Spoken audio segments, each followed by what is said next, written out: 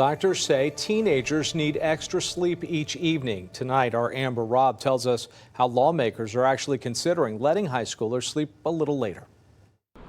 I'm outside Suncoast Community High School in Riviera Beach, where classes start at 7:30 a.m. sharp every morning. And if these bills pass and become law, then students here will start class at least an hour later. Legislation now under review in Tallahassee would require middle schools to start no earlier than 8 a.m. and high schools after 8:30. The bill's sponsor, Representative John Temple, a former teacher, says this change is overdue. I think about the priorities. What is the focus? What, as an educator, what are we there to do? And it's the academics, it's the training and getting them ready to be productive citizens. And what is the best way to do that to prepare them for a lifelong success? And adjusting that start time would definitely have a positive impact. About half of Florida's public high schools start at or before 7:30. That means students have to get up before dawn, earlier if they have a long bus ride.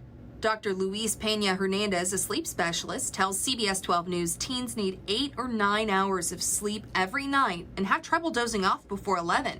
If you have more time to sleep, then you're more prepared to sit down, pay attention, and that's when you're going to see that children are not going to be as restless and they are going to focus better. It's definitely going to make a big difference in the way things go at school. Some committee members raise concerns transportation could be an issue, especially for parents who have to get to work. Just think that more needs to be done as it relates to the transportation issue. I have a child in daycare, elementary, middle school, high school. It's going to be tough. We should be in the business of ensuring that we are helping these parents and making their lives easier so that they can raise productive citizens.